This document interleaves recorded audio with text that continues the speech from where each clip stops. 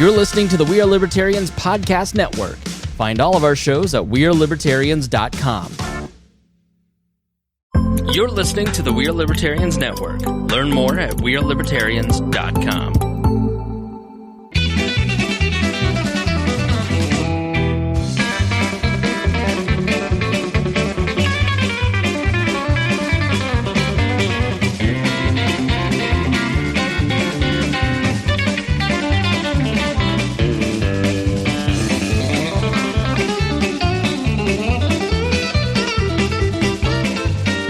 Welcome to Boss Hog of Liberty. This is episode number 381 of East Central's favorite podcast. I'm Jeremiah Morrell, joined by executive video producer, audio engineer, and button presser, Zach Burcham. Co-hosts today are Mr. Adam Bones Harcourt and Chase Payton. Welcome, Chase. Thank you. What do we have planned today? Oh, all kinds of things. You didn't do the intro. Do you not do the intro anymore? What did we just do? What intro? You did the whole, like... Am I supposed to sing a song? Lives in rural Indiana. Doesn't he have, like, a whole intro you do? I think we just did it. This is the show about our lives in rural Indiana where we try to... We did it at the end, after you do your part. My bad. I'm rusty.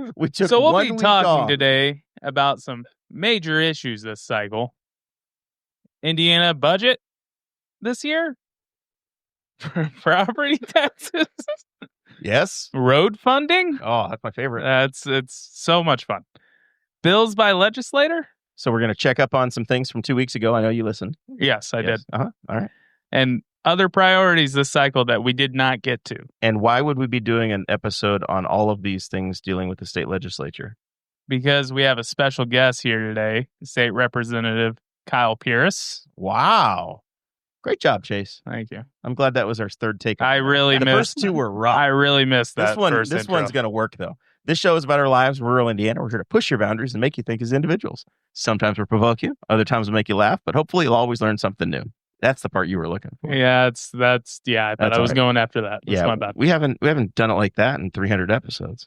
It'll work for 300 episodes. Evidently, let's change it now. Bones, you want to sit in that chair? Nope. All right, great. All right. So this show and the high production value of it is brought to you by patrons like you.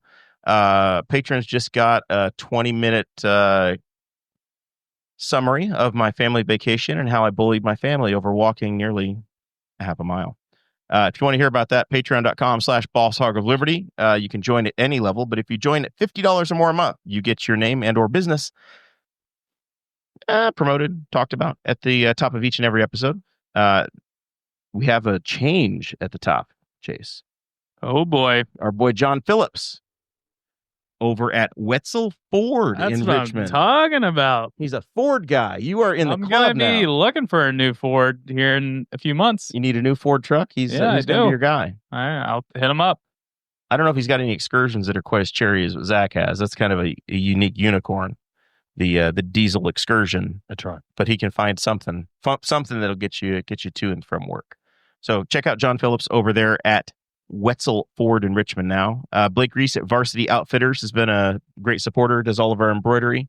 I don't know, I was looking for my black one today and I accidentally put on the navy, but I think it looks better in navy on the camera. That's the lie I'm going to tell myself. But I need to get this embroidered. I got to bring it down there and get the Boss Hog. And then Thomas Oakes down at Walnut Ridge RV here in Newcastle. Once you get your new Ford truck, you can pull your camper. There we go. And I think they got the Boat Sport and Travel show at the State Fairgrounds this weekend, so you can go see Tom's down there. All of that out of the way, we can actually talk to our guest, State Representative Kyle Pierce. Welcome. Yes, thank you very much. Greatly appreciate it. I said on the Patreon, I'm a longtime listener, first time caller. Looking forward to it. We're glad to have you here. So you are in your third year. Second term in the General Assembly. You represent, we'll say Anderson, but you're Madison County, and do you pick up any other areas? Nope.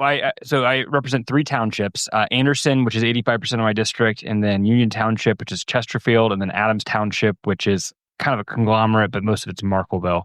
And so it's, but in terms of population, most people know it as Anderson. Now, Markleville is very close to Henry County. Mm-hmm. That's our border. It's our buffer town between here and in Anderson, I guess. Yeah, no, I love it down there. Or to go through Pendleton, Oh, yeah, to no. Pendleton. So, and you didn't just back into your seat. You actually won it the hard way. You 3 years ago, you went door to door, worked the shoe leather, and you defeated an incumbent to win your seat. Yeah, so ran in 20, lost at 53-47. We ran. COVID year was a tough year for every candidate, local all the way to national.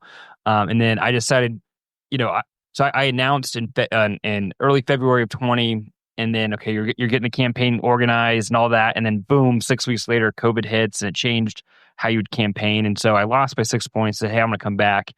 And then in 2022, and then I hit 18,800 doors myself for that second campaign. Had some other folks, college kids, help out as well. We hit 45,000 doors total.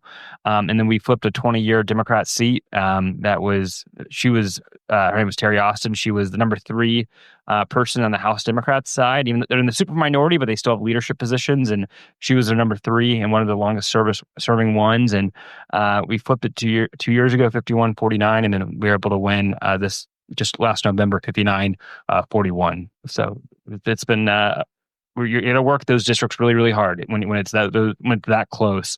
Braun won my district 50. Braun got 50% on flat. I got 59, but it's a district that's very, very purple. Yeah, absolutely. But we're glad you're here with us today. Getting to know the district a little bit. I know one of the things that legislators do this time of the year is you put out survey questions and you get results back.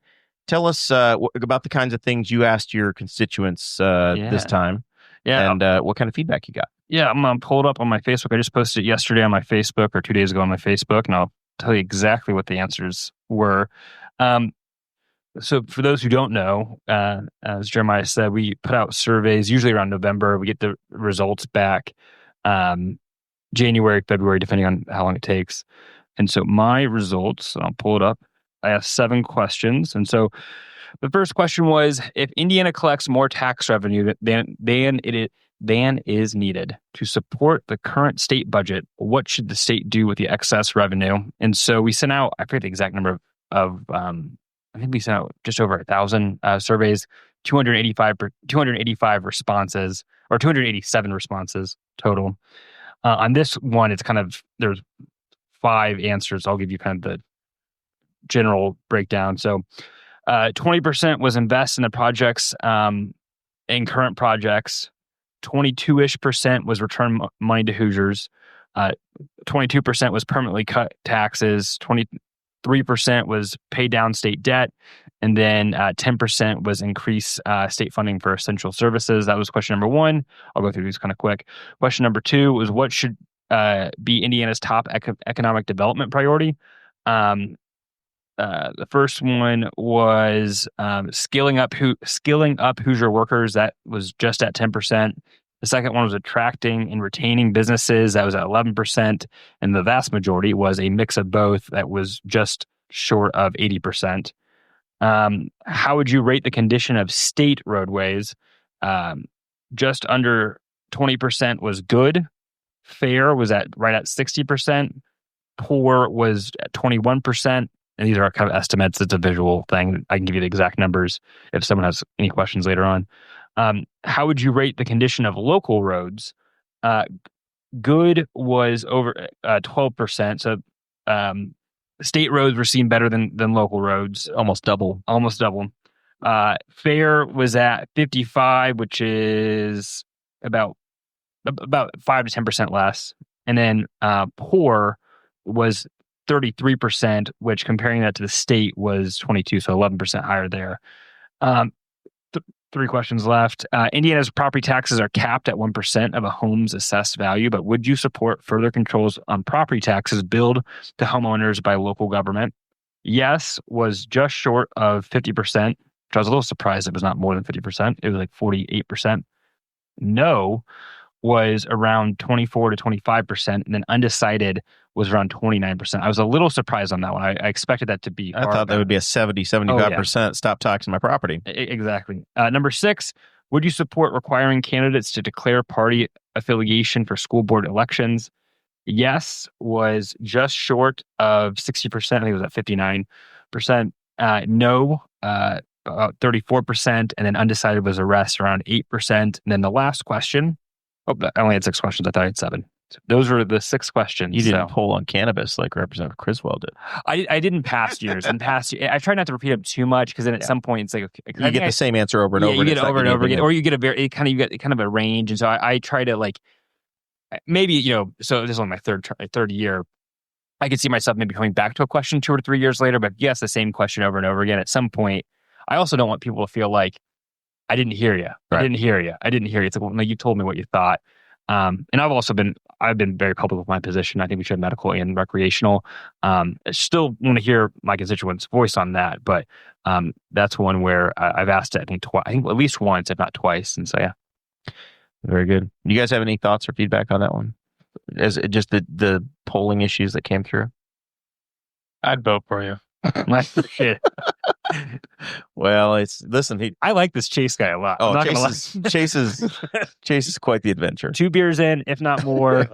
He was going to sip I've been trying to legalize marijuana for like 3 years now. I think we just got to do it. And I will. It's almost a age thing. There's older. I don't know. JD Prescott looked pretty young when he was here 2 weeks ago. Well, now I will say this: there's always exceptions to every rule. I'll be very clear. There's exceptions to every rule, but generally speaking, there's exceptions. It's an age thing and a general thing. There's Democrats who are older who are opposed to it. There's Democrats who are younger who are supportive of it. Yes, there are younger. there are younger Republicans that are opposed to it. There's younger Republicans that support it. But if we're talking generally, once you get millennial and younger, though, you see a much more tolerant view.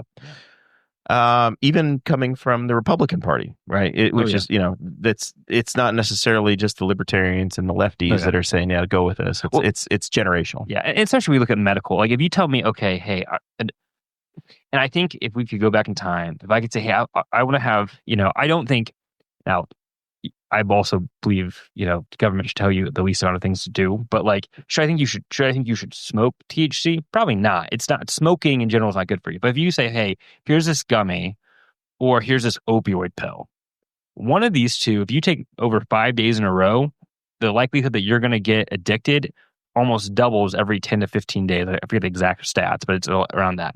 I'm going to tell you now, it's not the gummy. Yep. And so I think if we could go back in time in the 90s, we would have said, you know what, let's maybe look at this thing. So one of the things we did when we had a bigger legislative night with all the Henry County legislators a few weeks ago is we looked over the bills of note that had been filed. And something you've had come through that I think has already passed through to the Senate is House Bill 1643. And it deals with campaign finance. As a guy that ran a campaign for governor and has had, 2 or 3 failed campaigns for local office and state representative, I've gotten to know the campaign forms really, really, really well. Mm-hmm. What is changing, or what are the anticipated changes in the way we're doing campaign finance? Because I know it hasn't really changed much in the last 15 years that I've been around. Yeah. So, so it's also obviously passed the Senate, and then there's a budget component to it. So it would have to pass the Senate, and then it would have to be included. Some funding would have to be included in the budget. But for those who are not familiar with campaign finance, which is understandably probably almost everyone, is so if you have a federal candidate, U.S. Senate, U.S. House, President, you can go online right now, fec.gov, and you can see who's donated to who and what they've spent their money on. It's transparency. Sunlight is good disinfectant, right? To see how people are receiving campaign donations and how they're spending it. If you go to the state level, state rep, state senator, your statewide candidates, let's do governor, lieutenant governor, attorney general, whatever, same thing. You can see the same exact stuff. Anything over $100. Anything over $100.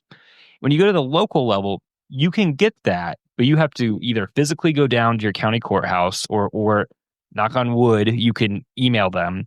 Usually you have to pay for that information. It's $1 a page in Henry County.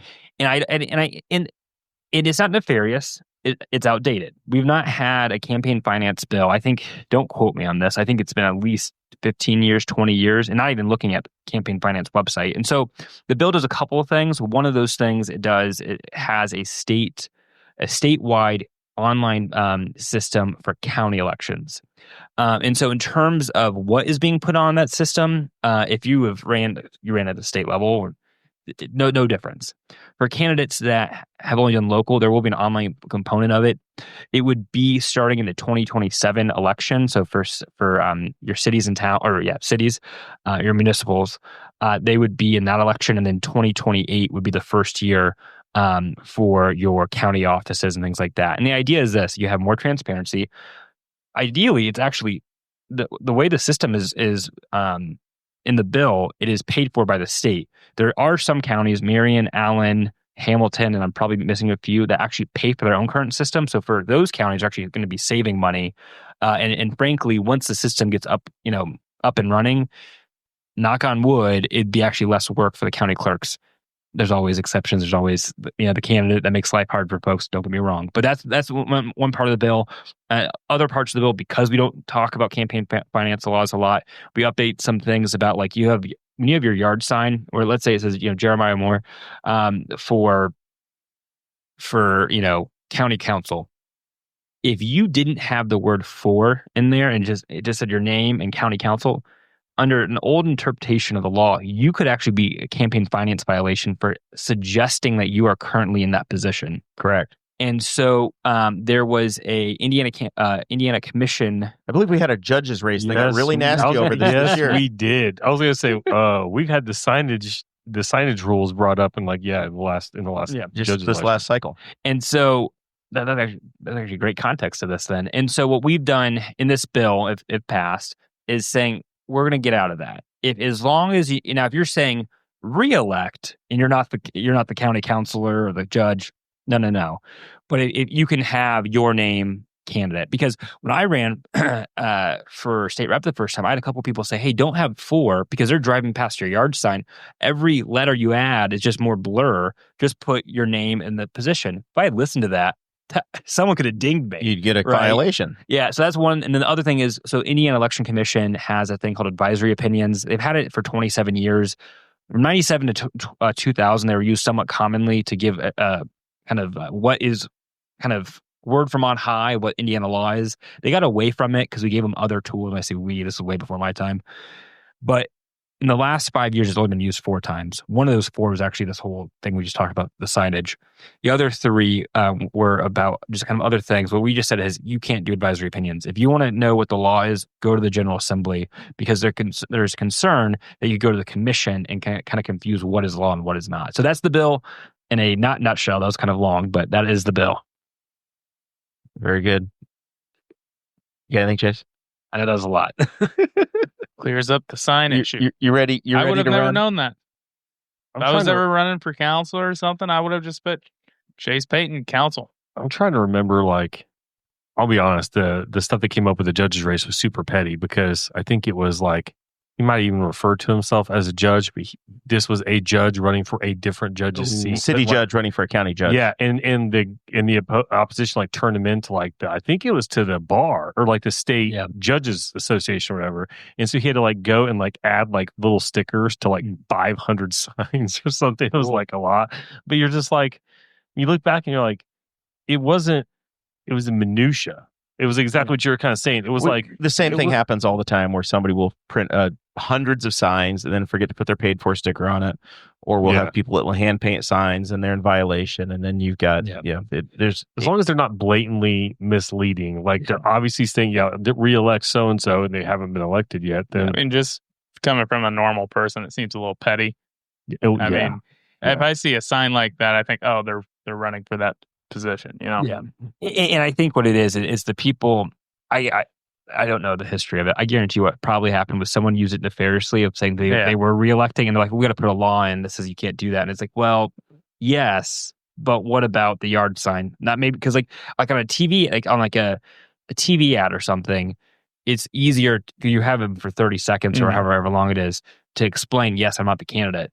But on a yard sign, it's are we really going to sit there and say, well, we have to note it? As long as I'm a big believer, you have to have the paid for by. But besides that, your name, your position, go ahead. Yeah, we even used to have a sheriff who had termed out. I was going to say, After 4 years, you can do it again. But then he would run for sheriff again. And he would run the reelect. And I was going to say they were, but they're not holding the office. Yeah, I thought the exact situation. Because we have people. I think every small town might have people that kind of move in and out of offices, and so you can have somebody put reelect because they've been elected this position 3 times, but it's been over the last 30 years, and it's just like. It feels like HOA-ish, kind of like somebody's just like running around looking. They're like, let's just create as many rules as possible so we can have as many violations as possible and be petty about it. But if you just make it simple and just common sense. Yeah. I will say that if you're putting reelect and you're not currently office, bill, you're still open yourself up. Now, again, someone has to go and charge it. And that's the thing, That's what former producer Chris Guthrie State was. I was going to say the same thing. He loves to run just for the Chris. I am sure there would be someone out there. There always is. So, all right. So let's talk about the higher level issues. That's the kind of work that Representative Pierce has been working on. And I know that you're one of 100 voices. So you have the legislation you've introduced, you have the committees you serve on, and then there are the greater issues that come across that you're going to have to weigh in on before everything switches sides. And one of those is the Indiana budget. This is a budget year, so we're deciding how much money and Chase's money and Adam's money we're going to steal and send to pay for Zach and his job. Barely showing up every day. Over there. No, that's not where my paycheck comes from. So, how does that cycle work? How much influence does it? Somebody that's not on the Ways and Means Committee. How much influence do you have on the process, and where are we and where are we going? Yep. So we are coming up on the House. So I'll give the timeline and I'll tell you where we are. So the way it works, and it's different when you have a new governor, which we have this year, is so starting about 6 or 8 months ago in the middle of summer, the agencies will start coming up and saying, hey, this is what we're going to ask for. Need, but also ask for on different things, and they'll start having hearings over the summer or have discussions with members of the Ways and Means. And there's a budget committee, and kind of keep the budget committee in tabs of what's going on. Once we have the election in November, it starts to ramp up, and so the governor the way it works is every 2 years on just like in the U.S. House, the budget has to start in the state house. And then goes to the Senate. And so House Bill 1001, which is our first bill, and the Senate side, they start at 1, we start at 1001. It's the budget. The governor, I think by just tradition, not by constitution or whatnot, their budget is the introduced bill. And so even if you had a Republican governor and a Democrat majority, the Republican governor gets their first swing of the bat. And so Governor Braun was inaugurated on January 9th. And I think he presented his budget within 7 to 10 days, and they don't get the full keys until January 9th. This is not like you see at the federal level where there's an official transition. Now, don't get me wrong. Obviously, the former governors always they have meetings, etc. Meetings and try to help. No one tries to create havoc there. But again, they're not there in those positions. And so in the first year of any governor, it's always, you're kind of put in a tough spot because hey, you just got here and your team has been studying, but now here's like the playbook and you're going to make a decision. And so they put their budget in, and then the House Ways and Means Committee will have hearings for about a month. And from the agencies, from individuals, I mean, if you want to sign up and go, you can sign up and go and testify. And if you're, I know for some folks that's a long drive, but if you want to make it down to the State House, you can actually go and sign up and testify on the budget or any of the other bills going through that committee or any committee. And so you'll have the different agencies speak. You'll have, the universities are obviously publicly funded, all that. They will kind of say, hey, here's what we're asking for. Here's what we want to do. And here's kind of like the bare bones, what's going on. At the end of the first half of session is 4 months during the budget year. At the end of the first half, the House will present our budget. And so that'll be done, I think, on Monday. I've heard preliminary reports of the budget. We've not fully finalized it yet, but on Monday it'll be released and we'll have it out. That'll be the House version. it's ever not passed the House. But if it were to fail in the House, I actually don't know what would happen. But it gets past the House. We need a good constitutional. Good. Every 50 to 100 years, have some fun. We've all been living in unprecedented times for a decade, so why not? Yeah, and so it'll, and I'll go through the whole process, and then I kind of, as I mentioned, we're kind of where we are is about to announce where we are, our budget. And then the Senate will start. It starts all over. The Senate will have those hearings. A lot of the same groups and same departments, whatnot, will testify if they thought they, if the House gave extra money and the Senate thinks they want to cut it, you got to go up there and defend why it shouldn't be cut, or if the House didn't give you, what you think or what the agency thinks is proper funding, you have to defend why you think you should get more, whatever it may be, and then it goes to the Senate. And then after it passes the Senate, we come together in agreement in the end of April. So it was, I think, the most high-profile testimony we saw was the Secretary of State's office trying to explain its budget and what they've done. How does somebody like you have an influence over that, or the Lieutenant Governor's office? I know that's been questioned as to where, what the budget's going to be for the previous one versus this one, or is it you're going to get an up and down vote once it comes out of committee and that you got what you got? So if you're not on Ways and Means, you have a direct vote on the bill in committee and can have amendments in committee. Once it gets past committee, any of the 100 can have amendments on it. I would say definitely if you're on whatever committee you're on, any legislation that comes through, you have the most hands on. Once you get past that, like I'm on financial institutions, I'm expected, I'm not an expert in everything in financial institutions, but I'm expected to be the policy expert. Same thing with elections. And then I just got on environmental affairs. I'm getting there with environmental affairs. So Ways and Means folks are expected to be hyper detailed in it and know it. But I could go to the chairman of the committee and say, hey, I have a concern about this, or members of the committee and say I have a concern. And some of that's just working our relationships. But then I could have an amendment on the floor. But yeah, so it's, you always talk to folks and push it, but I would say Ways and Means committee members right now definitely have the most direct impact. So one of the questions you had on your survey was the property tax issue, and that's been item 1A on the governor's hit list as he got elected, and it sounds like half the folks, or just under half the folks, are concerned about it in your district. As this has been coming, we have a lot of friends in local government and that are very concerned and vocal, saying, "Hey, you're gonna ruin our schools. You're gonna ruin police, fire, whatever." And it's been made clear to me that there's a difference between Hamilton County and Carmel or Plainfield versus Anderson, Newcastle, Henry County, Madison County, and how you manage when you're doing these wholesale changes. You may not have the fluff in your district's budget that they do on the north side or the west side of Indianapolis. How is that conversation going in the state house? Yeah, so it started in the Senate. So we started the House started with the budget. The Senate starting with property tax. It's SB 1, which is the number one bill on the Senate side. There were some changes this week. I haven't had a chance to read all of them yet, but it's the governor's number one agenda. Budget's always there, so it doesn't really count. It's his number one agenda. I support his plan. There are definitely concerns. I understand the concerns about potential, especially short-term cuts or impact. I will say there are avenues that when you get the budget, when you get the fiscal impact of that, some of it's, you could look at referendum locally, you could look at local income tax changes. So there are ways to alleviate it a little bit. But at the same point, you bring up a great point. Like in Anderson, where I live, I think the budget's increased by 1%, or it's under inflation. I think 1%, but under inflation for sure the last 8 years.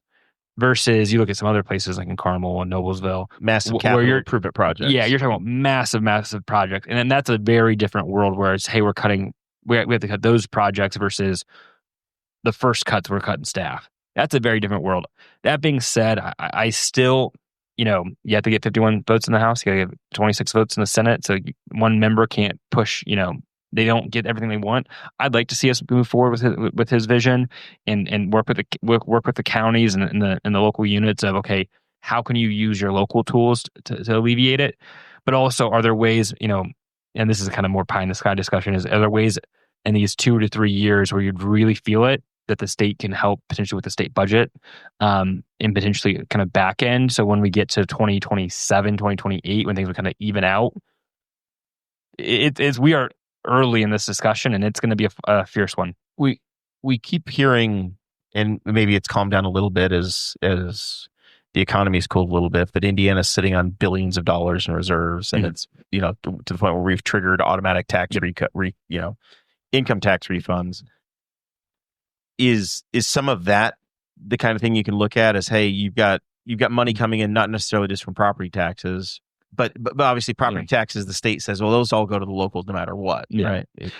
So property taxes go 100% to the locals. I think our budget's going to be, some people use the word vanilla and some people the words tight, because the governor's asked for 5% cuts among every single agency. I don't necessarily disagree with that. There's some agencies like you get like DCS, like Child Services.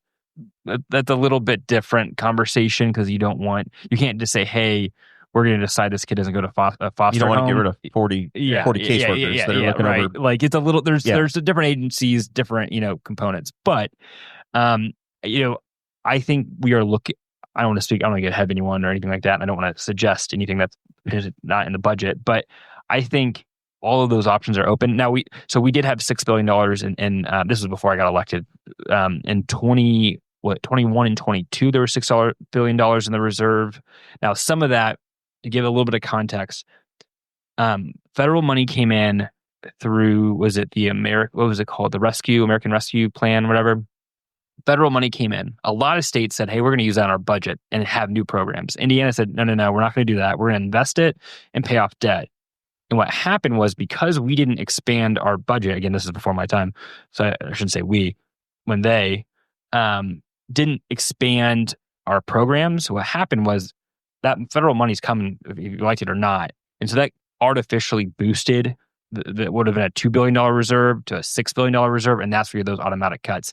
When the budget was passed in April of 21, it did not have set in $6 billion. It grew to that because we didn't, instead of saying, hey, we're going to expand, we said we're going to keep tight and pay off on things, which if the option is either have a $6 billion reserve that we can pay people back, or we expand programming, and then 2 years later, we don't have this federal funding, and now we're like, hey, everybody, we're cutting these things that you got used to.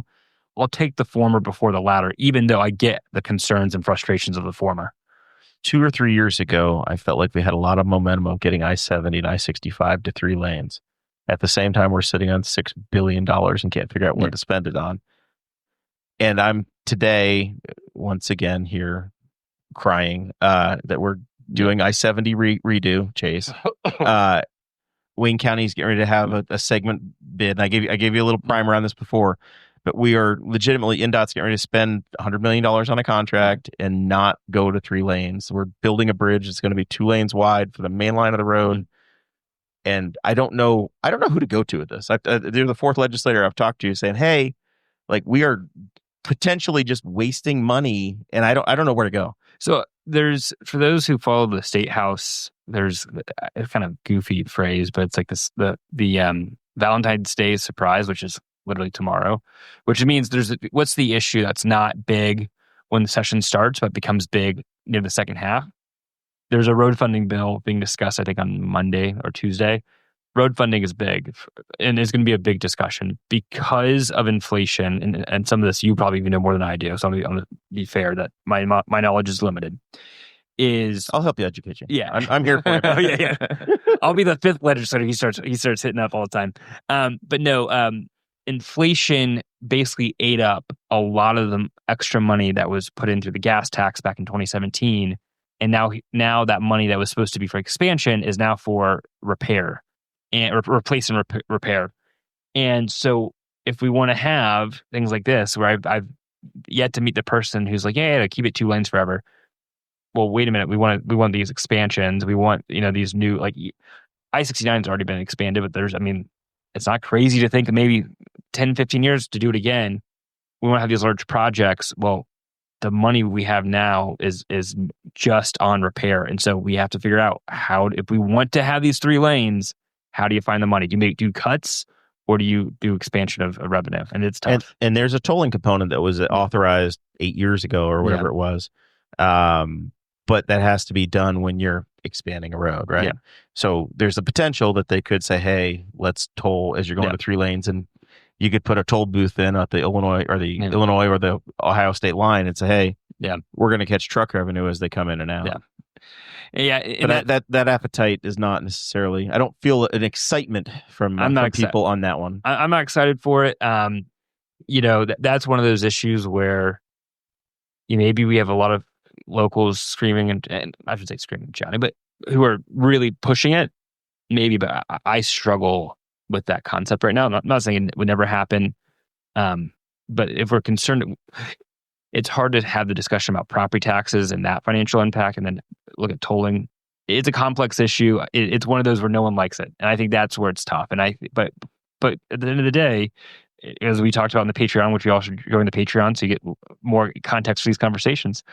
I think we talked about is your frustrations of it's going to be 20 years before we look at it again. So how do you do that? How do you manage it? Yeah. Well, this is the time to set up the toll road because you got all these people driving to Ohio to get their weed. Yep. I mean, you're going to catch them. Chase, you need to be in political messaging. The weaving in of a message. I was banking in the money before you legalize it here. Set up the toll road. I-69 and I-70. You might not like the result of your because that's actually one of the strongest arguments. That's what I'm saying. Hey, I don't like tolling, but I don't buy it personally. If it's offered to me, I'm not a cop, so relax. I mean, let's be honest. I joke like it smells like it's legal when you get around town. I don't know how Anderson or Marklettville is, but like every day at some point I go by a house and I'm like, well, there they go, and I'm like, where a car passes by, I'm like, that's a little sketchier, but at this point, it's like. You're closer towards Richmond. I hear sirens, Chase. They've obviously got a little bit of expendable income because they're driving out of state to get a recreational drug. But that is funny. That's not the anti-marijuana pro-tolling caucus is going to be a very interesting group to see. It makes sense. Just keep the drug dogs out of the booths. Yeah, at the way station, we're going to have sniff dogs. Going to make sure you paid your bribe to get back in. That's hilarious. That's very funny. You could just do I've been to a toll road that has no toll booths. It's just licensed. Almost everybody's open. I've been to. I go through a couple. Almost nobody still uses toll booths. West Virginia does. Good in Chicago, you still do. Have you seen the new? But you have the choice to go through the open. Yeah, you do. You get your easy pass. So what's the incentive to do the person? Back in the day, I grew up in New York State as a kid, and they would have the New York Thruway, and they would give you a card when you got on the highway, and then you would get a card when you got off of the highway. Yeah. And it would literally be how far did you travel, and then you'd calculate it, and you'd have that 15 minutes to figure out, okay, I need $7.25 to pay for this segment of the road. But what I'm saying, the Chicago one, where you could choose between doing license or the person. Yeah. Why you may necessarily not have an easy pass. Oh, okay. So say you're from Central Indiana and you don't drive across the Riverlink stuff. You don't have it, then you need a way to do West Virginia still has booths on the West Virginia toll road. It shows you how often I go to Chicago. And that road's not great either. It's for a toll road. It's terrible. Well, have you seen the new scam going around where you'll get a text on your phone and it's like, hey, you haven't paid this toll. You'll have a warrant out for your arrest if you don't pay this toll. Visit this website. I got it a couple times. How many times have you been convinced that you really screwed up? It's either a scam or you're not going to see me soon. There was also a fun little part of the road component that I think got pulled out this week, but it was to allow the locals to have an Amazon surcharge. Yeah, a local delivery surcharge. Yeah, I'm not in the committee, so I'll somewhat defer on it because especially with in committee, I did hear that the original bill did have a component of that. It's without being on committee, without knowing any of the context, it was an interesting idea, maybe as an alternative to tolling, but. I didn't even. Do you know what the percentage was or anything like that? I think it was just a flat fee of like $1 a package or $1 a delivery that that the locals could put in. Gotcha. So, Anderson could say, "Hey, Amazon, you're gonna pay $1 per delivery for each of these houses every day," and I'm sure it would get passed on to the user. But in theory, you'd probably rack up some pretty good money for the locals. Oh yeah, maybe like $7 this week for me. Yeah, exactly, exactly. None of it's going to go in Bones' pocket driving the big brown truck, though. They're just gonna stick it to the man. All right, we'll let you off the hook on road funding. So kind of the next couple are updates to what we talked about 2 weeks ago with Representative Criswell and Representative Prescott. The high school transfer bill got rolled into 1064, which you're a part of. Yeah. So this is actually a two-part bill. And the first part I actually had last year. So I'll start with the part that's new to the show, which is a cash option at high school. When I authored the bill last year, it was high school events. Criswell had the bill this year, and it was high school events. And then he added, rightly so, all extracurricular. So if it's a play or athletic event or whatever it may be. And then he rolled in the education committee, the 1492. And so where it passed the House actually yesterday, I think 66 to 27, give or take a couple votes there. And it says, it used to explicitly say you could not transfer for athletic reasons. And it now is saying you can. I think they're still working out. I think you can do one time, no problem. I don't know if it's currently in the bill or if they're still working on it, maybe in the Senate, of limiting it to one time for free, if you will, before any other delays. And then there are some stipulations where, depending on what time of year you do it, but the concept is kind of like just like in the college, one time free pass, and that's kind of the idea. And so it's going to be interesting to see. I think the reality is we know kids already do it, so let's put it out in the open. I think being transparent is better than not being. So that part I understand. I kind of raised an eyebrow at Representative Criswell 2 weeks ago when he was talking about the cash side, because it feels like almost everywhere we've gone in the current world post COVID was we went to this, the digital currency end, and now we're going to put in law. Hey, we're going to buy. You have to have somebody who can take your $5 for your basketball ticket. And I hear that. And I'm also the guy that had a Bitcoin bill that I authored and the one that I'm co-author on. Frankly, it came from a constituent of mine. And a lot of the concern is you have older folks, and this is a government entity. So we're not regulating non-government entities. So this is government. Cathedral can do what they want. Yeah. Well, maybe not. It's IHSA, so they probably can't. But yeah, and I will say IHSAA already in their tournaments required it, and so what was happening was, and then 90% of schools already had it. I think Chris probably already mentioned these stats. So it's one of those things where it's not a massive shift for folks, and it's one of those things where when a government is providing a service, I think it should be as easy as possible for constituents and individuals to engage that government. And that's just this one path of it. I wouldn't be shocked in 20 years from now when the middle-aged folks or older folks, and they're commonly just using their card, where we say we don't even need that anymore. But right now we're at an age where there still is a population that doesn't bring their card, that brings $20 in cash or whatnot. Adam, how much cash you got on you right now? There's a 20. Hey, he's got money. Nice. All right. I'm shocked. I have zero. So I was going to say I'm I'm zero. If I have cash on me, I do $28. I know for some of the sports events that I've gone to, there are some that you don't not even take a card. You have to buy your ticket online ahead of time, and there's no option to pay at the venue either. And for anybody, I'm like, okay, I don't get to see what that looks like because I roll it, but like, I'm like, this has to be like a nightmare. If your 75-year-old grandma is showing up, she doesn't have a smartphone. Like, how is she supposed to buy her tickets online for this event? And so I do wonder, especially if it's a walk-up event, like a basketball game where you can walk in and there's a ticket taker, then that ticket taker can take your money and let you into it. If it's 75-year-old grandma, you'd think somebody of the humanity would be like, just come in. Just let it. Yeah, you hope. Also, should she be driving herself at 79 years old?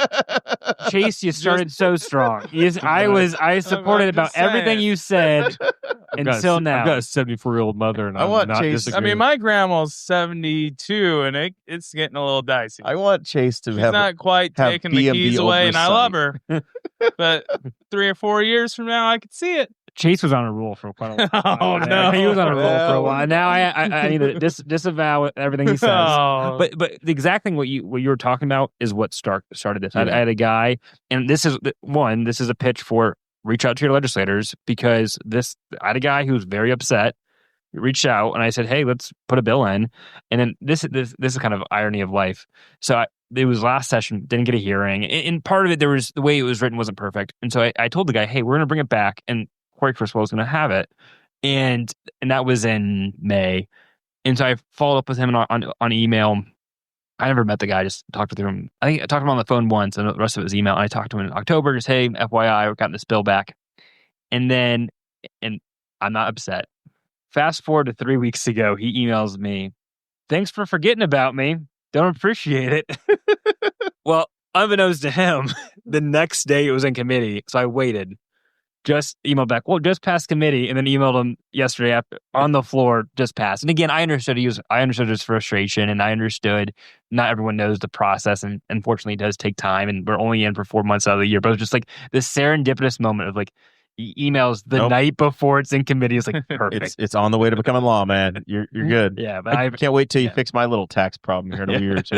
I do feel. well, I've talked to the chairman about that. We're going to follow up on it. I do feel for people though that like a lot of big venues. I know Indianapolis Motor Speedway's one have gone completely cashless, and I do like. It does seem like it's a thing where like if you have cash, you should be able to spend it, and it's just a convenience issue. Like they just don't want to deal with it. Most of those venues now of that size will have a machine where they'll literally let you load cash into a card to make. I think people are scared about. Okay, what happens if I get done and I still have $5 on this card and I don't? Like, what do I? Can I go cash it back out and get my cash back out of it? So I don't know. It's just a thing. You can use it in the popcorn, beer, or they'll make sure you spend it on site. Yeah, I'm actually like of the age. I walk into a basketball game and I'm like, oh, they take cards. I was shocked. Like, because I don't go to that many games. I'm like, oh, this is convenient. If I could get, if you just like, especially if it's $5. Like, I went to the bank to get. I grew up at the county fair. It makes me angry when I go somewhere and I've pulled cash out, expecting to use it, and then there's nowhere that takes cash. Well, House Bill 1064 is your dream, man. Thank you. So I prefer to take card. I prefer to use card. But you've got the effort of getting. But cash, if I've right? gone through the effort to get the cash out, expecting to use it, I have leftover cash that I meant to put in the bank from our cruise, and I've been paying cash all week for things, and it's felt very weird. $5 at the pharmacy and $30 at the chiropractor or whatever. I'm like, I have cash today. It's weird. It's pretty good to pay with cash, though, doesn't it? I don't like I lose the traceability for myself. Yeah. When I pay cash, it's like, well, it's just vaporized. Who the hell knows what it was spent appropriately, but I can't go back and find out what I spent on what later. So that's personally why I use a card as my own internal accounting, because left brain takes over. All right. So Representative Prescott's big bill that we talked about 2 weeks ago was 1230, which was adding political labels to school board races. Which hurts my soul, but it passed out of committee, and it looks like it's sailing through to become law. Well, we'll see about that part. So I'm on the elections committee. It passed 7. I forget the vote count, but there were a couple of no votes. So 2 years to give context. So 2 years ago, he had a similar bill, got through elections committee. I was also on that. I voted for it. Happy to do so, and then it didn't move beyond it. There's divide on it, openly. I voted for it the second time through committee. I will give this. I mean, I think Prescott's really worked on getting it to a spot that I think there'll be some people that always oppose it. I completely respect that. You got to a spot where you can declare. So you could declare, and it's not in the straight party ticket, because you could have 2 Republicans or 2 Democrats or 3 Republicans, and you can do Republican, Democrat, Libertarian, Independent, and then he added nonpartisan. He's trying to get after those who are federal employees to not be in violation of the Hatch Act. There's some work that needs to be still done with that, but I think it's showing his effort to not try to get people. The goal is not to try to make it so folks cannot serve in these positions. I think he's done a great job of trying to address that concern. My position is this: it's one more piece of information. I'm a bipartisan person. I'm proud conservative, but I have a bill that I've co-authored with a Democrat who's very left, right? But on the certain issues, we come together once you're elected, and I do think it's good to have one bit more of information. It got through committee. We'll see where it goes. It has to get past the House by Thursday. So my concern or my frustration is that we've been advocating for, hey, why can't we take party labels off everything below state representative, like county commissioner, county councilor, coroner, surveyor, all of these spots? Nobody gives a darn if your surveyor's Democrat or Republican. I do. I don't want no goddamn lefties. What's surveyor or coroner? What's the old coroner joke where it's like, I'm a Republican, I cut conservatively. I'm a Democrat, I cut liberally. That the old coroner joke, Right? I mean, the only reason that Governor Braun was a Democrat 15 years ago and had his troubles getting on the ballot was because the county he's from, you had to vote Democrat to have any influence in your county elections. The same thing happens here, where you have to vote with the Republicans if you want to have anything to do with who serves your local government. If we took those party labels off and we just had a free for all, you would theoretically have more people, better people in a real process. We had no local election in November this year, and it's because of those local party labels. I'll be honest, I've never considered that thought. My answer to some of that, and there was actually two bills this year on moving city elections, municipal, the third year election to midterm and presidential. What I would love to see, and it's not going to happen, is taking local elections to the third year. Now, you probably have to have, you have a presidential, then you have an off year, no elections, midterm, municipal, and it restarts. You might, under my plan, you probably would have to have that off year be another local. The idea being is, to kind of, you didn't say this, but it is a part of it, is what does the national election have to do with your county coroner or your township trustee? And so if you had it where it's in the off years, yes, there are some people who just vote Republican because Republican, Democrat because of Democrat, but I would love to see us, I think, policy making and policy executing at the highest levels, federal government, state, meaning so it's your U.S. House, Senate, governor, executives, state Senate and state House. Those should be in the presidential and midterm. Local elections have it in that third year because there's such a different component to it. It's not going to happen. That's my pipe dream. We've had, Chase, you've said, and Adam, you haven't had a chance to do this yet, but dozens and dozens and dozens of local debates. Yeah. Well, candidates running for office for every level. And you'll hear the most thoughtful, articulate person, and then they get to the ballot box and they go down in flames because they had the wrong label. Yeah.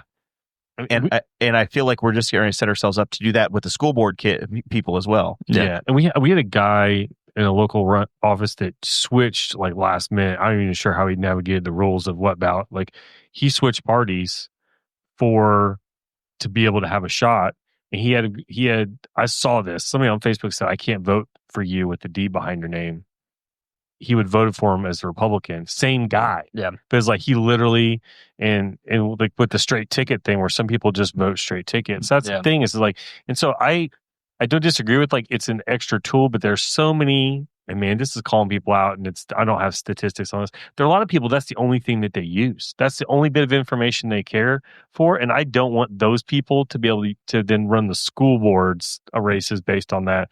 I would, if somebody's using it as a piece to the pie of how they're choosing their candidate, great. Yeah. I just wish there were less people that were just the only piece of the pie. You're giving them the single data point they're going to decide on, right? Yeah. And I think, and that's when the folks, a lot of folks use, what you said is what a lot of folks say. And I respect it. I get it. Like, it's not, this isn't, like, generally speaking, other sides of issues, I don't say, "Oh man, this person's wrong." It's a different position. My hope is we don't make policy, there's always exceptions to every rule. What I'm about to say is we don't make policy off of the person who's, being lazy like that, or just say, "Oh, I'm just going to do this." Now, are there folks that do what you just said? 100%. I'm not foolish, but it's also one of those things where, like, in Anderson, and probably here too, I just don't know you guys' local politics as much, where, like, there literally were sides, and it was not Republican Democrat. It was this posse and this posse, and they were, political views were the same. You'll see athletics versus education. Stuff like that. So, like, there are parties, they're just different names, or different cohorts. So there is that component to it. Again, it's one of those where it also, I've now had, I think I've pulled this question 2 or 3 times. I will say that the district's pretty heavy on it, and then this is not a scientific poll. I'm gonna be very clear. Our local paper had it in their poll, and it was 75%. Again, that's not a scientific poll, but I do think by that large a margin, if it was 55-45, it's not scientific. 3 to 1, you take notice, and even if it's, hey, people were sent to answer the poll, it's like, hey, still they're motivated by it. But mine, I don't think my poll technically is scientific, but it's closer to scientific, and it's like, hey, they're all registered voters in your district. Yeah. I don't doubt the number. I just, I'm used to being the minority. I haven't voted for a winner in a long time, so I get it. All right. So a couple more priorities that you had for us when we discussed things.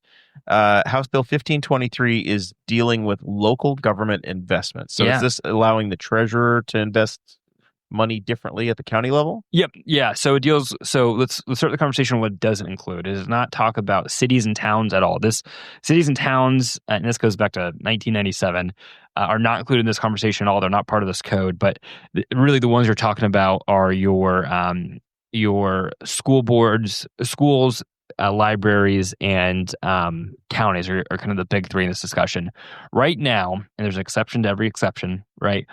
If you have a town, let's say you have a library that takes up 2 townships, they have to invest their bank accounts and their potential CDs in that district, in those 2 townships, unless there's no banks. Then you can go outside of it. And so, got to keep our money at home. But in all seriousness, one of the arguments is it is our money, and do you want it going other side of the state? Right? It's a legitimate concern. I think it is legitimate.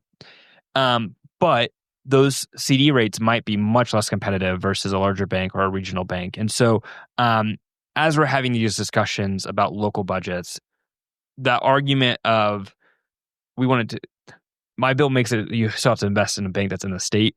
But the argument of, hey, we want to have the money local, it's like, well, hey, if we allow them to expand that, they can have more opportunity in the larger budgets. And it's a small tool in the larger discussion about budget relief for the local units of government. So for schools and libraries, let's say the library that has 2 townships, they can now go to the entire county.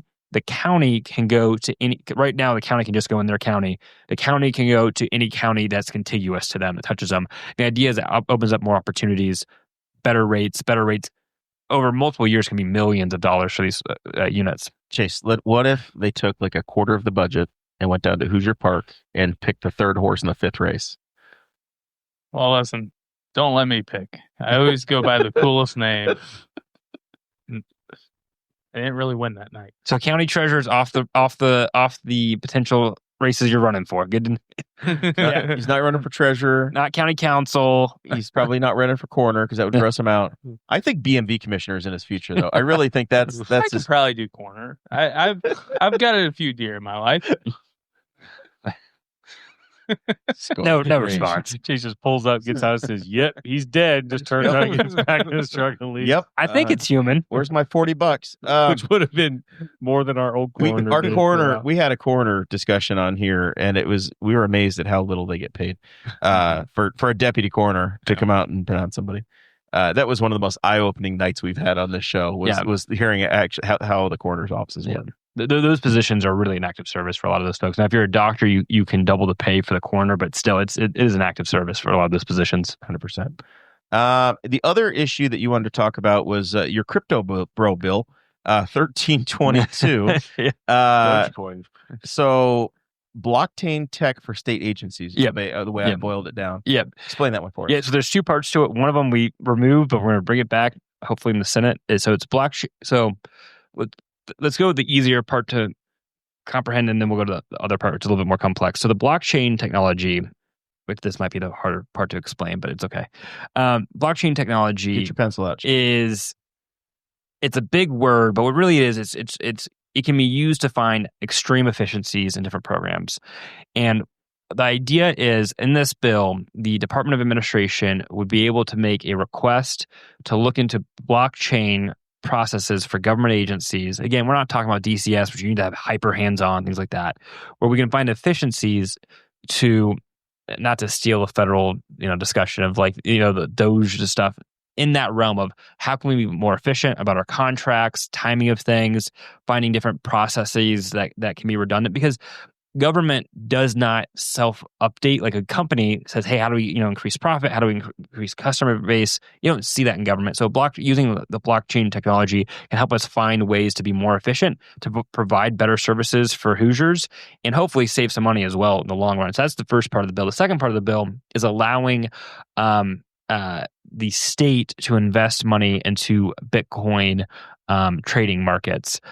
That was removed today in the House. We might bring it back in some form or fashion. So it'd be people who are on state government employees, if they personally decide that they would like to have, they can have mutual funds, they can have this, that, or the other, they can invest in foreign stocks.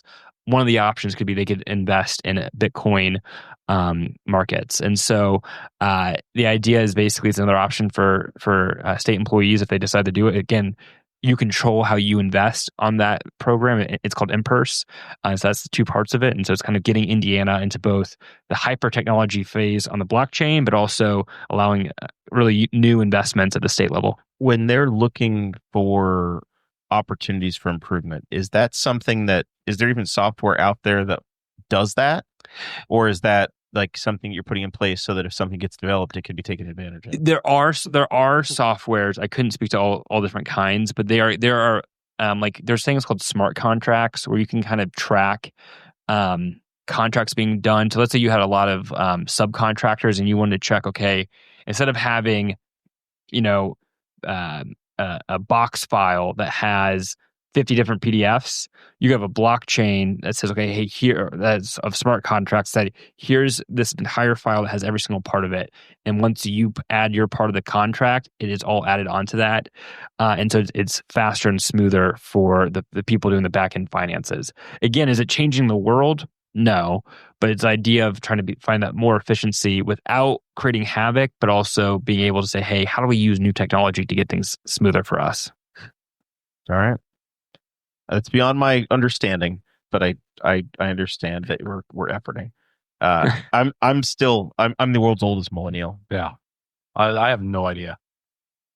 I was like this. No, I kind of got it. It's Chase. I appreciate it, but the idea is like, and I think the federal conversation has gotten really politicized because I think it should be a bipartisan and every political view of like, hey, we want government, even if you think, hey, we should spend more and more and more. Don't you want it to be efficient in what it's doing? Because then you could spend more on services and not like inefficiencies. And it's the same exact thing. And so that's where it's like, hey, you want to talk about ways to potentially get more property tax cuts or different kind of cuts. If we can make things more efficient. Now, this bill is just for state level, but still the idea of like long term, we can find these efficiencies. And the idea is not to outsource things for this, that, or the other. It's the idea of like, hey, this is where the world's going. You can be more efficient. And so the idea is that this is a tool for them, not a replacement or anything like that. So Chase, Adam, Bones, Zach, like 4 years ago, we had Representative Tom Saunders on the show, and we discussed some stuff. And the next thing we know, Tom didn't tell us he was doing it, but he just introduced a bill to deal with the things we were griping about. Are there any laws that you need to get changed in Indiana while you've got a legislator here that might have an interest in fixing it? What are your priorities, Chase? What do you want to get fixed? And just so you know, 50% of my bills, I think 50% of my bills have been constituent bills. So you got a shot. I said I wanted weed. Well, we're there on that. Get rid of, I mentioned this earlier on the Patreon, get rid of the speeding cameras. That'd help me out personally. Yeah. Those just came along. Have you been ticketed by them? No. I'm smart, Jared. I slow down just enough to get past it, and then I speed up. I mean, it's not like they sneak up on and I realize it's for safety, but I guess my issue is it's in one small area. And when you know about it, because you drive that route every day, you know it's coming, you slow down. Yeah.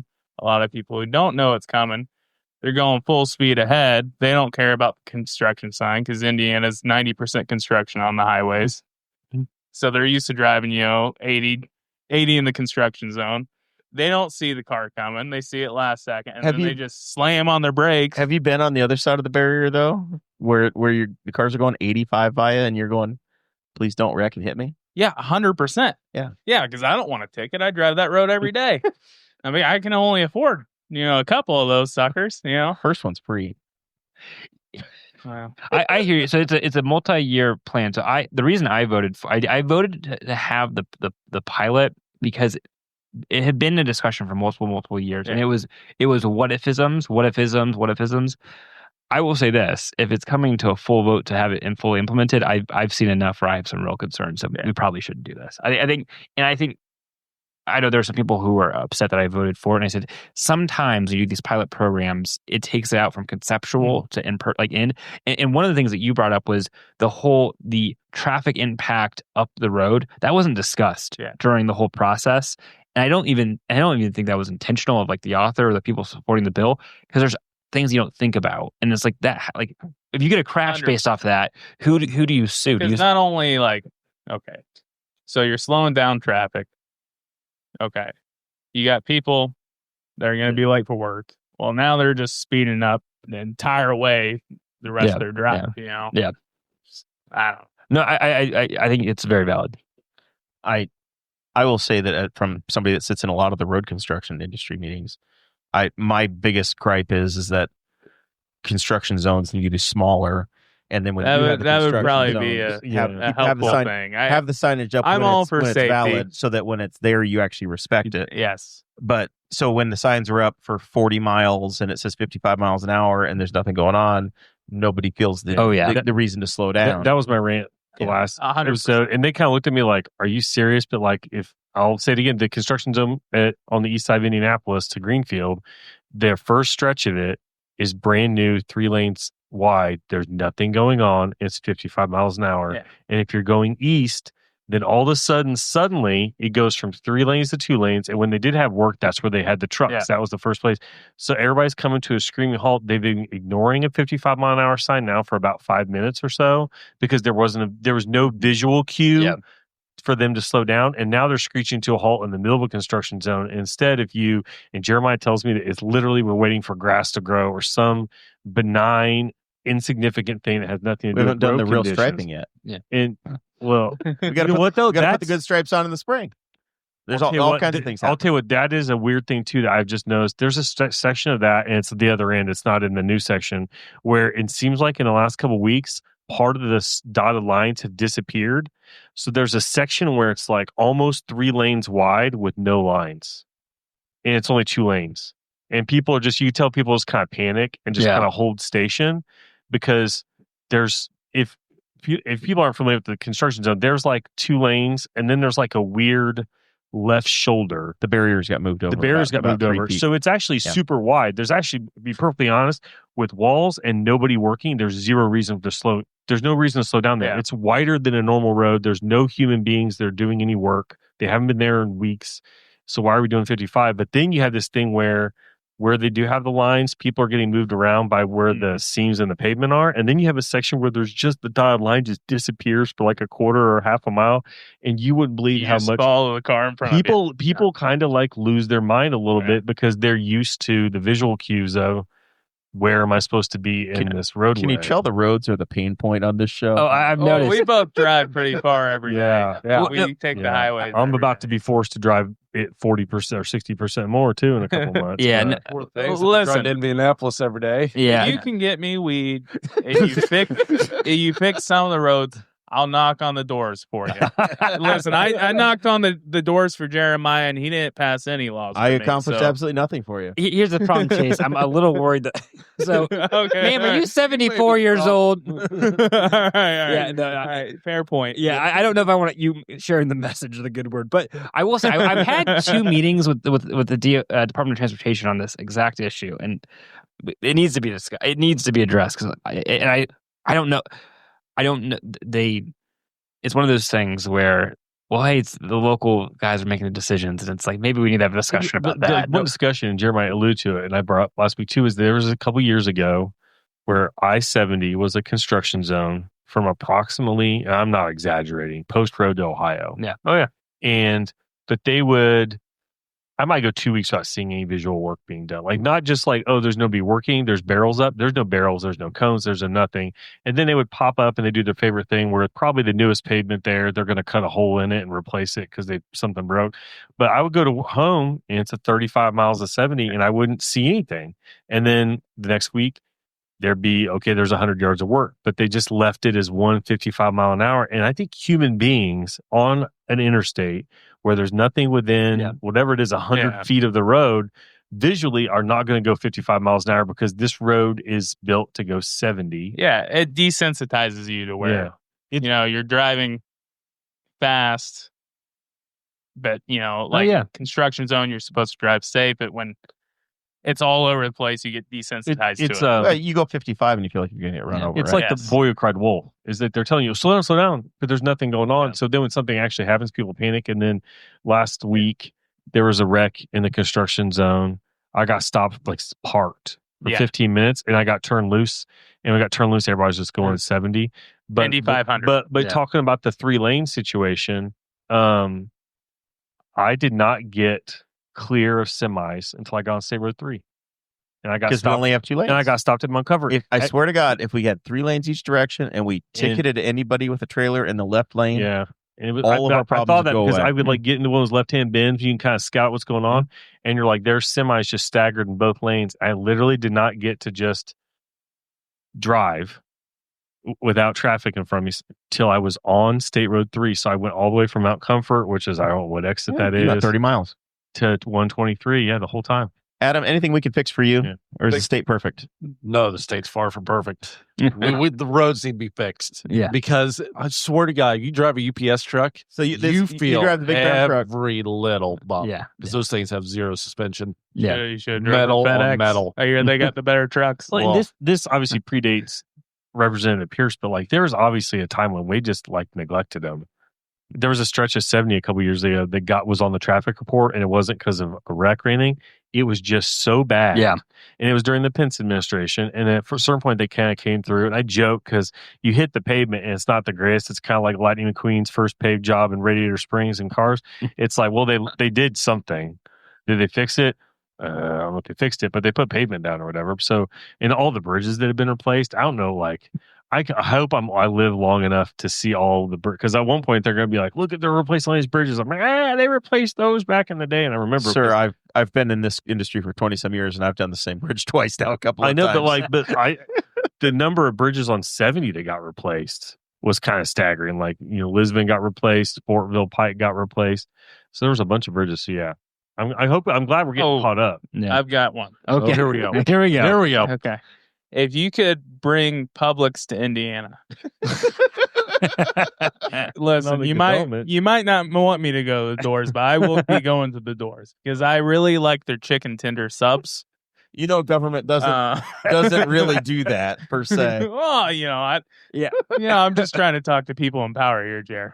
That's why I became friends with you, and then it went south. So the one that we always hear is Buc-ee's is the one that we hear a lot. Publix has really good. But again, a state rep is not. I don't get. I'll do my best. I don't know. You guys got a lot of development over there in Boone County on I-65. I've learned more of what you do. District, I'm just thinking maybe you know a guy or a woman who can make it happen. I don't know. I think who's ripe for a Buc-ee's is somewhere between Indianapolis and Lafayette on 65 because there's just there's exits. I'm just amazed. I'm like, this interstate's been here as long as I've been alive, and there's still exits where there's just nothing there, or there's kind of a half. Sir, run have you down. driven I-69 from Evansville to Indianapolis? Yeah, I mean it gets scary. Good luck finding fuel. It gets scary. You're past Bloomington. That's a new road. 65 between Indianapolis and Chicago has been there for as long as they've been alive, and they're still because I don't like to drive the interstate to tow a camper because they're not in great shape. So I'll pop out through Sheridan or whatever, and I get to an exit, and there's an exit that all that's there is a silo and a BP station, and that is it. Funny because I was delivering in rural Boone County Monday. Gravel roads more than I've ever seen. We're 20 miles outside the city here, and we're gravel roads. 25 miles outside rural Indiana. They got to keep. Hey, I live in Rush County. We're an hour outside the city, and we have 3 gravel roads. Sir, you have wooden bridges. Yeah. You have 5 covered bridges. They're historical now. Shut up, bitch. The thing just because you can't replace them for your job doesn't mean they're not bad. But what I've learned, one county over, I mentioned this today when we were kind of messaging, getting ready for the show. in Anderson, we don't hear about I-70 really at all. I mean, every once in a while, it's all I-69. Literally 20 minutes over, it's a whole different street. It's kind of funny. Not funny, but it just kind of shows you how everything's regional. But I-69 got fixed, Yeah, right? yeah. 10 years ago, we had the same pothole. I was going down to road funding day with our county commissioners, county councilmen, and our state highway commissioner. We were visiting with the legislators, and that was the day where INDOT had to send an emergency patch crew out because the same potholes were taking cars out every single day on I-69 before it got redone. That's what we're advocating for here. Yeah. But you've got 3 lanes all the way up to Delaware County now. Yeah. And the truck traffic just doesn't stop, and that's why I'm talking about it so damn. And I hear you. So I think when's the bid due? You said this month. It's like the 28th, 26th. I did not know that they were. I thought that the whole plan the entire time was 3 lanes. So they did the first segment that's like literally from US 35 to the Ohio line. That's 3 lanes. Like that part they're doing. And it was kind of sold as, hey, we're going 3 lanes, 3 lanes, 3 lanes. Even the contractors get into it, and they're like, this is 2 lanes. And that's why I've been like, what are we doing? That's why I wondered if the delay with the greenfield work is that they're widening a bridge. That's what I kind of figured was going on, was slowing that down. Yeah, because it's the last little bit, and there's like 2 bridges in there. All right, we're pushing 9 o'clock here, so we need to work our way into final thoughts. Even though we could go all night trying to solve Indiana's issues. Adam, Bones, thank you for the bourbon that you've shared on Patreon. Welcome. Anything on final thoughts? You happy with your Super Bowl winner? You picked the 49ers. They didn't win. They didn't win. Nobody picked the Eagles in our pre. I'm super excited I lost though. I thoroughly enjoyed that Bud whipping. Zach chose the in the preseason picks. He did choose the Chiefs. Yeah, and you lost. So excited about that. Basically, yeah, we suck at this. Yeah, we're not. Why would you have ever picked the 49ers? You know what though? You look at it's like you wearing a Bears hat. Okay, the pregame. I would have picked. And all the professionals, not one of the guys on like the pregame show picked. Yeah. Nobody picked the Eagles to win that. And man, that was. I enjoyed it. People were like that was a horrible game. I don't know. I like watching the back-to-back defending champs get their butts absolutely handed to them. Like I enjoy watching a clinic get put on, and that was a clinic. Like the Mahomes, for the first time in his career, he was 30 seconds away from being scoreless through 3 quarters for the first time ever. And it was like, at that point, it was like over. You're like, what? And then, if any listeners have seen like a video or something like that, they can break down. I'm not a Kendrick Lamar fan.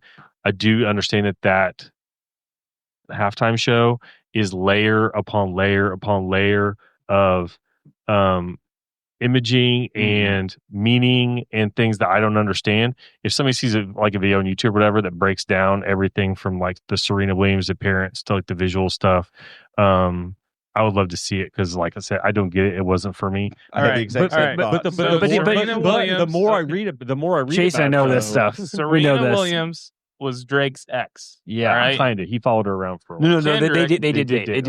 Yeah. Kendrick and then followed her around. Hates Drake. Okay. No, I know there's a beef there. I knew there's a bunch of the A minor thing was a beef. He had the Diane. And then I like Kendrick. I didn't get all of it. But then she was like kind of gotten in trouble or had been criticized for crip walking potentially at Wimbledon and at the Olympics. And so that was part of that. But then, so that was that was multi-layered on that.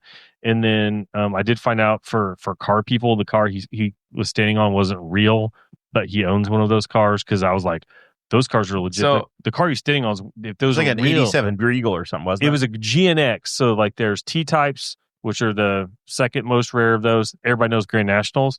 And then what he was standing on the hood of was badged up as a GNX, which a GNX is a McLaren-tuned Grand National, the bigger turbo, bigger intercooler. There's only like less than 600 of those. He owns number 191. I've learned of that. Jesus Christ. And a good one of those is worth $250,000. Wow. His album was called GNX. He had an album called that. So I saw this. Oh, sorry. He says he doesn't know anything about the show and just listed off like I don't hyper meta things about the car show. thing was immediately like, I know what that is. Yeah. And like he's staying on the hood of it. And I'm like, oh, wait a minute. And then like the entire dance crew came out of it. Like, okay, that's not. Yeah. at least that's not a real car. Yeah. It was started as a real car, but I'm like, then I actually looked online for, was this a real GNX that they cut up? Because they obviously cut up, and they're like, no, it wasn't. It was just a G body that they rebashed. So the car part, I am a car guy that focused on me, but the rest of it, I was still learning. I saw it and I thought, well, this is lost on me. I'm old. I understood that too, but I did look at it and say, visually, this is impressive. Yeah. And it's for him and for his fans, this is probably awesome. Samuel L. Jackson is the only person. Samuel L. Jackson was brilliant, though. And I like Kendrick. The halftime show was okay for me. It was cool hearing him call Drake a pedophile. I mean, Facebook were off for the second time in a week, because he did it during the Grammys the week before, and he had the whole. When do you ever get to see a diss track performed at a halftime show at the Super Bowl? Like, that's crazy. See, I wish they had someone else be the lead, and then he come in for that one song, because they done like last 10 years they have the main lead, and then they'll have someone come in, 2 or 3 people come in. And It would have been cool to have someone. I don't know who it would have been. Then have him come in for that one, because that one moment where he looks, smiles, and says, "Hey, Drake." I mean, that was really awesome. Cool. Like, you can't see that, but it was another cool. 15 minutes of like, okay. Then I felt like his mic wasn't loud enough. I felt like the that's sound whole audio. was the problem I had. The whole audio, not just for the halftime show, but for Unfortunately, the national Brady's anthem. audio was Well, it on wasn't point. great. Unfortunately, do you think there was some plausible deniability in just kind of having his mic down enough that maybe things weren't? Well, completely the legible? national anthem seemed quiet to me before I even agree. the halftime show. I think it might have just been. And he also repeated. Do you notice that? He repeated the end of it, like the second to last verse 3 times. Yeah. I didn't get what he was doing there. I think that was just John Baptiste being Which I'm a fan of his. I am too. He's a bad man. Yeah. Anything else? Final thoughts from Zach? There was one tweet, real quick. There was one tweet that made me laugh that I saw about the halftime show, and it was said, people who say they can't understand Kendrick immediately went and turned on Pearl Jam. Oh, well, you can bring up a bunch of songs like Tequila's got word In-A-Gadda Vida. There's a debate as to what In-A-Gadda Vida. It's like people like complain about that. Same way they complain about like Beyonce getting country album of the year. It's like we'll go back and there's all that mess has been, that kind of controversy has been happening for as long as there's been music. Like is it Tiny Dancer or Tony Danza? Yeah, exactly. Yeah. So nobody knows. So that was my only thing, was like if somebody finds that. Other than that, it's cold. I'm tired of it There's a bad being moon cold. on the rise, or there's a bathroom on the right. No, yeah. So it's just like whatever. But I enjoyed the game, and the commercials were okay. Now here, am I old, or is the commercials getting terrible? Yeah, the commercials are terrible. They're nowhere near as funny. Growing up, they were bangers. Awesome. Yeah. You were always looking forward to the Bud Light commercial. Budweiser had a good one. And I'll be Budweiser's honest. was a good The one. And this E-Trade, is just baby. me. He won't want me to knock on any doors after this. I'm nervous. But I don't want to see the sappy commercials on the Super Bowl. I agree.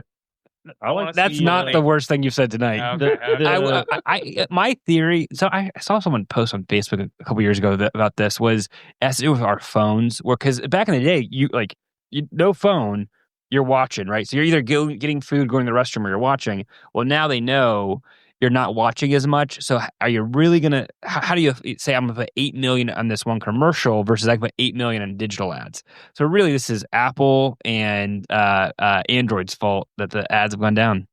I did like the Think boob about that. commercial. That was a good one. Which one? The boob, the breast cancer awareness. That one I caught missed me it. off I guard. missed That it. one did too. I was like, where are we going? It was really uncomfortable because I had my father and mother-in-law sitting right behind me. I was sitting at my in-laws' house too. I'm like, man, I shouldn't be watching this. It's a And, whole like, commercial just showing. I'm watching cleavage. it, but I don't want to look away and make it awkward. You don't wanna be but too then I excited. don't want to be like, oh, this is a great commercial. I also missed this one. It was.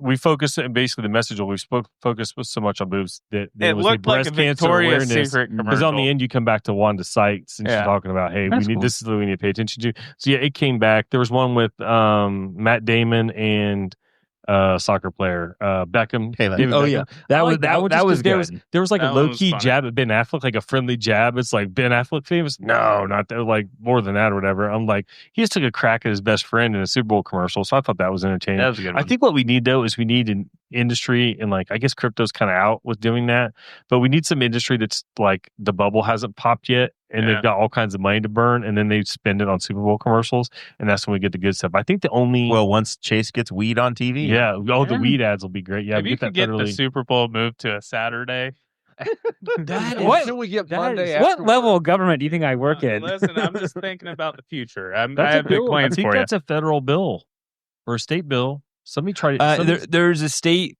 The Democrats had the state holiday after the election, after the correct. Super Bowl. I don't think it has traction, but I understand it doesn't. the sentiment. But I think I've not read it. They posted it out on Facebook and tried to get some media attention. I don't know if it was just state holidays. I mean, government was closed, but I do think we should it should be a federal thing. I'm like, come on, guys. Like, if you drop what's the productive when they go to 18 weeks, it'll push the Super Bowl back one more week, and then President's Day will be Monday, and it'll solve. That's the strongest argument I've heard for 18 games. Guess what? The state does not observe President's Day. Well, then he can fix it.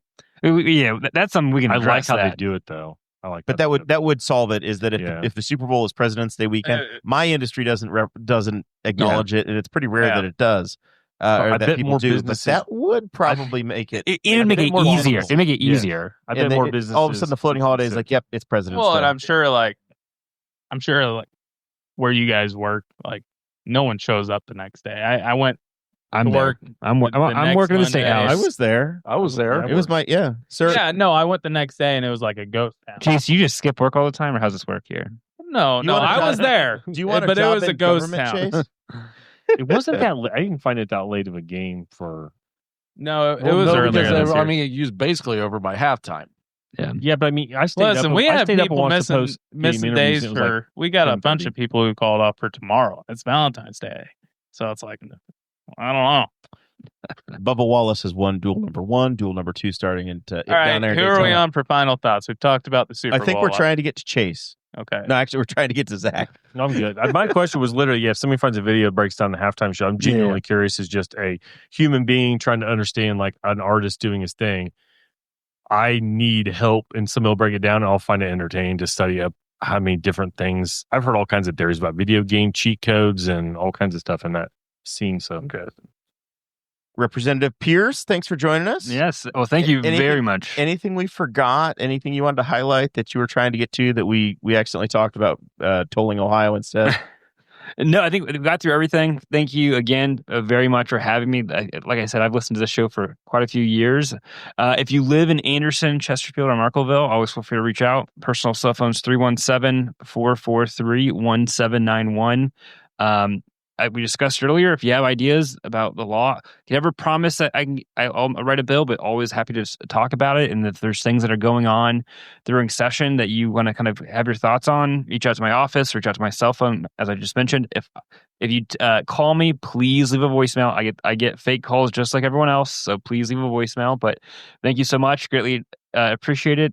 Chase, look forward to having you door knock for me. I might lose quite a few votes, but it'll be a fun time. Well, Chase is going to look at it and say, look, I know you got elected on the backs of 78-year-old driving women that are good Republicans, but listen, in Chase's opinion, they'll be dead soon. Once they taste that chicken tender sub, it's going to be a locked-in vote. For the record, I still disavow his $10, but I still disavow his views on BMV restrictions for the elderly. Maybe just a test. Once they have those. They do have They have to test those. every 5 years. Yeah, or something like whatever. that. Okay. Once All you right. get to a certain age, you have to continue to go back for it. Okay. I didn't know that.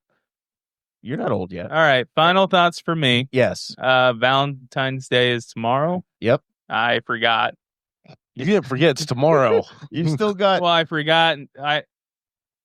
I'm going to do you a solid. Someone reminded me yesterday. I'm going to give you a solid. Do not come to the Elks Club with me tomorrow night. I'm going somewhere else with my wife, and you need to take yours somewhere as well. Yeah. Okay. One more thing. I'd be remiss if I did not give a shout out to my wife. First off, having Valentine's Day, I didn't forget Chloe, but Chloe's been a fan. We've been friends over the years, with you all, and we all have to have her on the show sometime too. She's fun. She's worked with Wall and BHOL alums like Chris Spangle, Brett Bittner, and many others. Brett Bittner, who she worked with at the Advocates back in the day, actually works with me now. Oh, really? Down in Florida. He's working for the company I do. Very cool. Down in That's Florida. Awesome. Yep, we got him in rebar and in construction. Very so cool. Valentine's, Chase, where are you what taking? should I get my wife? What do you got planned, Jer? I am. Nothing's nice gummies in Ohio. He's showing up with them. She's got a drug test she's got to take here in 2 weeks, and I really need her to pass it. Yeah, she has a very high profile job. Yes. Chase would be devastated if it did not work out. Been waiting on this for a long time. He hitched his wagon to a future doctor a long time ago, and it's just getting ready to kick in. If things go wrong, he might not be visiting old Jonathan looking for trucks in the next couple of weeks. Like he's hoping. Our big Valentine's plan is that I'm going to take my wife to Wings Etc. as we have every single year. That's our tradition. So that's our goal. Is we're gonna go get some chicken wings, and she may or may not get some flowers of some sort. We'll see. Very nice. Depends on if we can get them all at half price at Kroger or not. Depends on the time of the day. Yeah. Well, they have a 2-for-1. I'll let you know. Yeah, let me know. I'll take half. Yeah. I only need a couple. Yeah. By the way, I also give a shout out Betsy Mills. Yeah. I feel like I'm surprised we did not talk about her more. I love her. So yes, yeah. Betsy was meant to join us today. Oh, that'd been great for this episode, but she wasn't able to make the trip down. She said hey at the top of the episode. Yeah, but Betsy's obviously a fantastic part. Her stickers. I know. Yeah, it's perfect. Part of the show in the background here. For those that are watching at home and want to zoom in. 2 things from my side. One. Zach, you and I take our campers to the Indy 500 every year. I think we need to just invite a couple of the state reps to ride with us on the ride in on 70 with the campers, just to experience the Indiana roads. That's not the worst idea. Doing the ultimate Indiana thing of taking our RVs that are made in Indiana with our trucks that made in Indiana to the Indiana race, and we go set up. But they get to experience what it's like to tow and ride in a camper. On our beautiful paved I'll road. let them ride in it. Yeah, it's legal for them. To ride in the camper, in the trailer. I don't want somehow that's legal in Indiana. I don't want them to die. No, I just want them to get bounced around a little bit and see what it's like, and then they'll know why I cry so much. We toured New Orleans. A lot of that's in Patreon. I did want to mention that we went through the oldest cemetery, so it's the St. Louis Cemetery #1, and they show off all of these old things that have been there for since 19 or 18 whatever, 17 whatever, and they're all these like above ground crypts, and they bury people, and there's one brand new one there. You want to guess who's getting buried there that's not dead yet but has built their crypt and gets to go to New Orleans? I'm gonna give 2 guesses. You want to go, Chase? You want to go first? You go. Is it Keanu Reeves? Nope, that's kind of close. Or is it Johnny Depp? No, also close. You're on the right track. Oh, I'm gonna be mad when I hear it. Is it an actor? Yes, it is an actor. You're so close. Oh, I'm close. I'm close with Keanu, or closer with Johnny Depp. Both the same era. So and 90s. Definitely Bruce 90s. Willis. No, McConaughey. Nope. No, McConaughey's a Texas kid. Yeah. Texas, New Orleans. What? Zach's over there clicking around. Give me a genre of film that this man would be in. Oh yeah, you're all eccentric. Yes, eccentric. I feel like so I'm going to give you. Some might say Sean Connery is a co-star. Potential national treasure. Yeah. Ooh. Oh my God. John Voight. Nicolas Cage. Yeah. Okay. He has. That he has makes built, so much Thank sense. you for the help out. He has built a temple. I knew that he's going to be buried in. It's this big tall thing I'm seeing in the picture. Yeah. Isn't like hilariously. It doesn't isn't like stand white. Out. It's white, right? Yeah. It's like this pyramid in the cemetery. And they said it's architecturally correct for the cemetery. It's large. So I was blown away. So if you ever go to New Orleans and you're like, I don't want to do all this other stuff, the cemetery tour, you have to do it with the people. Cage. It was something else. 9 feet tall. Yeah, it's. Did you put some holy water on you first? No, they will put they'll put a body in, and then they just let it. This is the way the tour starts. They're like, okay, they'll put them in, 2 or 3 people, and they stack them up. It's a whole family plot, whatever. And then when it's time for the next one to go in, it's a hot enclosed space, and they'll just take the bones, chop them up, throw them to the back, and put the next one in. And they're like, some of these crypts may have 7,500 people in them. Oh I'm my! Like, you people are nuts. And they're like, it's just one guy. He's in his 70s. He does it with a smile on his face. He just does the processing. I'm like, this is insanity. Still active. Wow. But Nicolas Cage is going in there next. All right. He only spent $40,000. That's cheap for him. Yeah. That guy, a Republican or a Democrat? Never came up. I don't think about it. He is eccentric though. Oh, Oh, 100%. Wildly. I mean, Yeah. he married a souvenir. I love Nicolas Cage. What? He was. What's your favorite Nicolas Cage movie? And I is- really and is like. it- I am a big National Treasure You're movies. National I find Treasure. are Those pretty are good. great All because right. I think that they have just enough like truth weaved into them, like potentially. Gone in 60 seconds. Gone in 60 Seconds is classic. fantastic, and so's Con. I love Con Air is phenomenal. Con yeah. Air, Yeah. the cast of Con Air. I just is- love his accent. Yeah, but like so, You got a favorite? Probably National Treasure. Okay, so Chase, how old are you? 29. I'm 31, so right around the same age. I feel like besides National Treasure, I know Con Air.